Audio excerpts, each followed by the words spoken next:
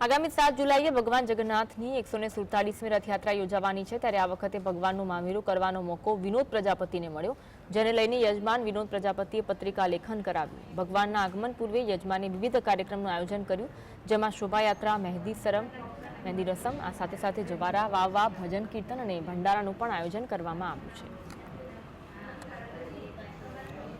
જે ઉત્સાહ જે જગન્નાથ ભગવાનનું મામેરું જે થવાનું છે એનો ઉત્સાહ તો બહુ જ છે। તૈયારીઓ પણ બહુ બધી ચાલી રહી છે। રોજ હવે 20 થી 22 દિવસ જેવા બાકી રહ્યા છે જ્યારે ભગવાન અમારા ઘરે આવવાના છે।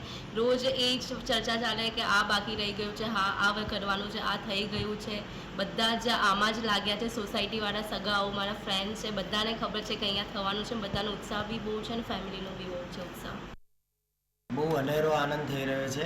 જ્યારે ડ્રોમાં નામ ખુલ્યું ત્યારે તો એવી ખબર નહોતી કે આપણે ભગવાન જ્યારે ઘરે આવવાના છે ત્યારે કેવો ઉત્સાહ કરીશું, મામેરાની તૈયારીઓ કેવી રીતે કરીશું। જેમ જેમ સમય જતો ગયો એમ તૈયારી કરતા ગયા તો ખબર પડી કે ખરેખર અમને એક અલૌકિક લાવો મળ્યો છે।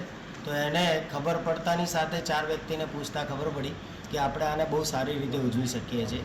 તો અમે જેમ આપણે હમણાં ચર્ચા થઈ એમ કીધું કે ભાઈ આપણે પત્રિકા લેખનનો બી પ્રોગ્રામ ગોઠવ્યો, એટલે કંઈક નવું કરવા પ્રયત્ન